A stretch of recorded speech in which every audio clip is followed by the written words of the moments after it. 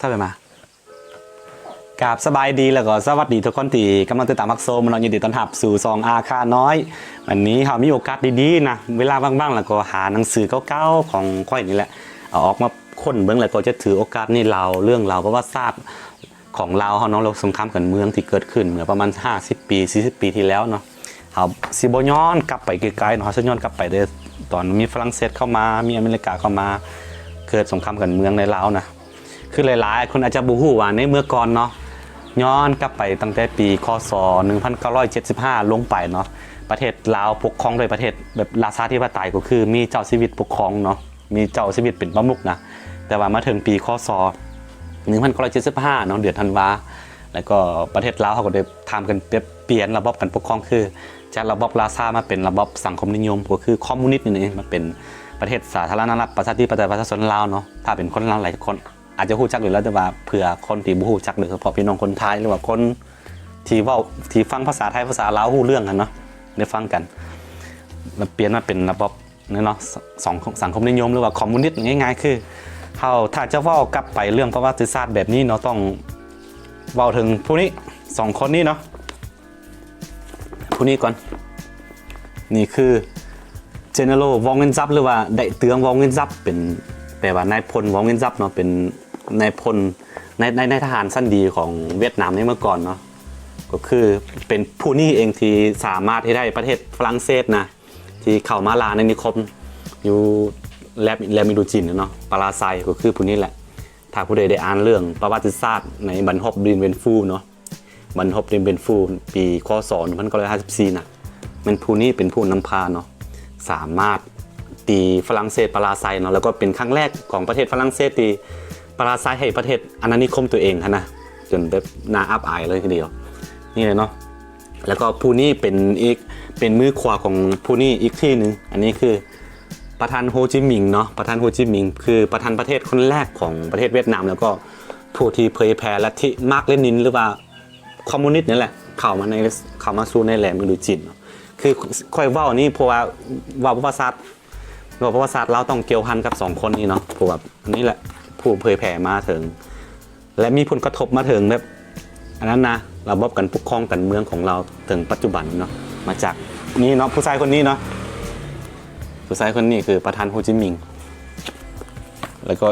บอกขึ้นอีกทีนึงเนาะคืออันนี้คือเป็นในทหาร1 ใน 10ที่ของโลกที่มีความเก่งกล้าสามารถเนาะในศตวรรษที่20หรือว่าศตวรรษที่20แล้วก็อันนี้ก็อีกผู้นึงประธานโฮจิมินห์ที่บอกไปเนาะเป็นประธานประเทศคนแรกของเวียดนามแล้วก็เป็นผู้นำทางด้านวัฒนธรรมโลกเนาะที่ยูเนสโกรับรองเอาว่าเป็นผู้นำที่มีอิทธิพลที่สุดในโลกคือกันเนาะศตวรรษที่20โอเคเขา2คนนี้แล้วก็2คนนี้เราก็มาเผยต่อผู้นี้อีกทีนึงอันนี้คือเสด็จเจ้าสุพรรณวงศ์เนาะเป็นประธานประเทศคนแรกของสปป.ลาวคือกันเนาะหลังจากกันทำกันเปลี่ยนแปลงระบบการปกครองก็เป็นคนแรกที่อันนั้นเป็นประธานประเทศแล้วก็ผู้นี้อีกแล้วก็อีกผู้นี้เนาะคือเขาบ่มปื้มเขาซอกบ่เห็นนะผู้นี้นะนี่นะผู้นี้เนาะผู้นี้คือประธานไกรสอนพรหมวิหารเนาะเป็นนายกรัฐมนตรีคนแรกของสปป.ลาวคือกันมันจะมีความเกี่ยวพันกันนะ2ประเทศนี้ย้อนอย่างสิว่าให้ฟังเนาะคือที่จริงระบบคอมมิวนิสต์นี้มันเกิดขึ้นในพุ่นเนาะทั้งรัสเซียอดีตสหภาพโซเวียตแล้วก็เยอรมันในเมื่อก่อนเนาะแล้วก็ผู้นี้เนาะเอาเข้ามาก่อตั้งเป็นพรรค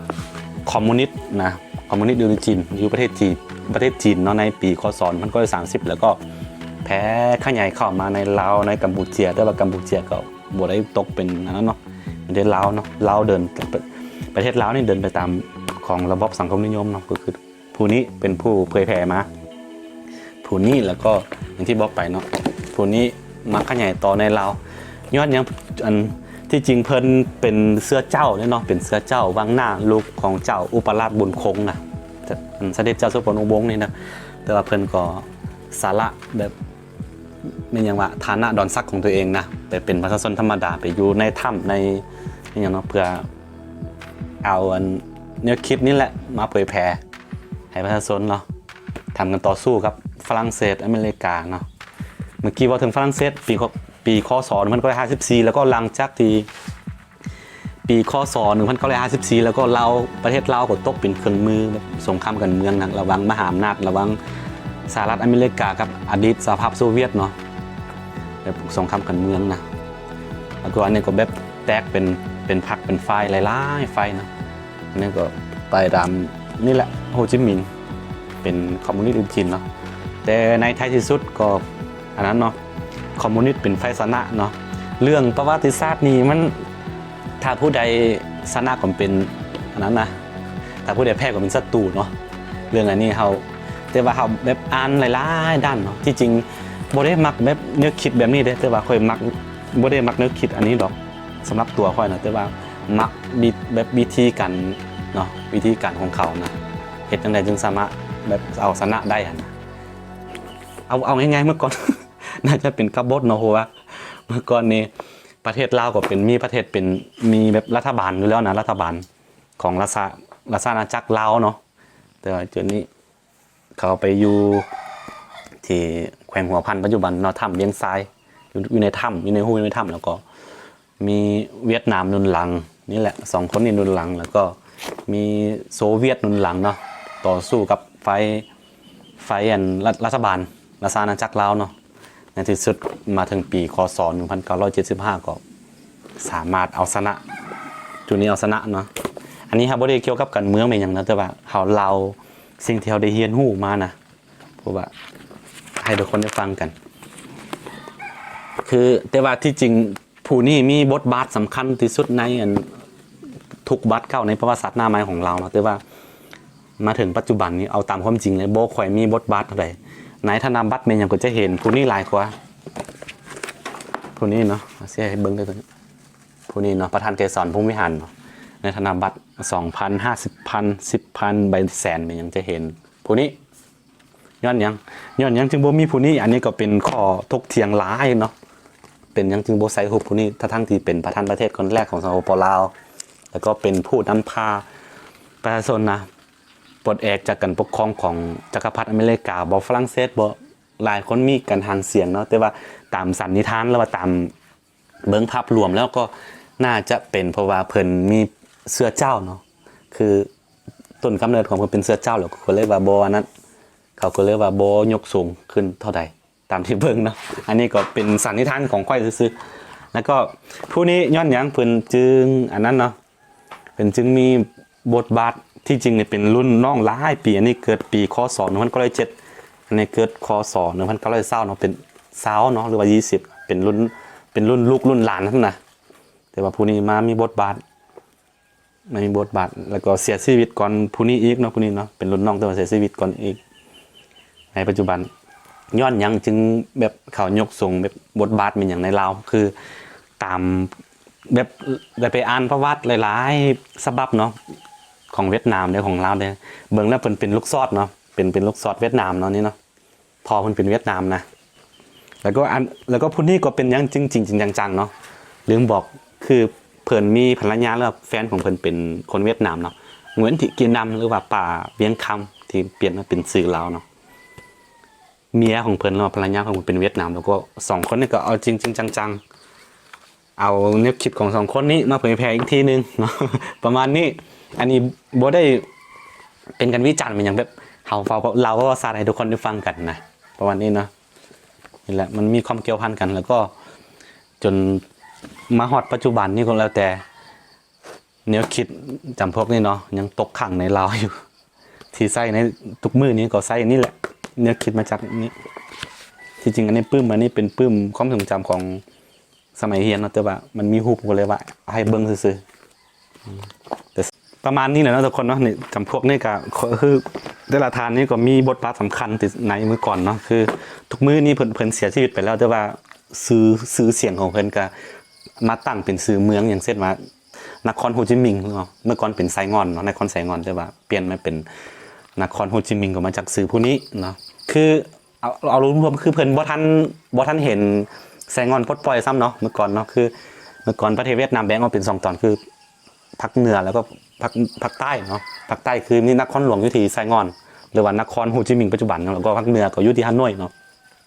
แต่ว่าเพิ่นเสียชีวิตไปแต่ปี1966เนาะ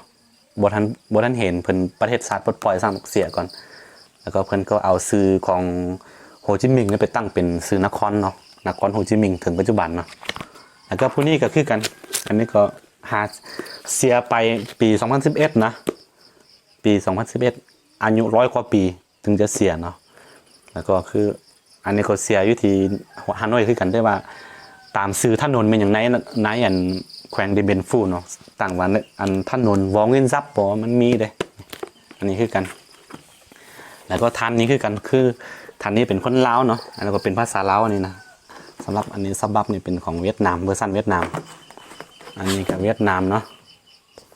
สำหรับฐานนี่คือเสด็จเจ้าสุพรรณวงศ์หรือว่าประธานประเทศสุพรรณวงศ์เนาะเป็นประธานประเทศคนแรกของสปป.ลาวคือที่จริง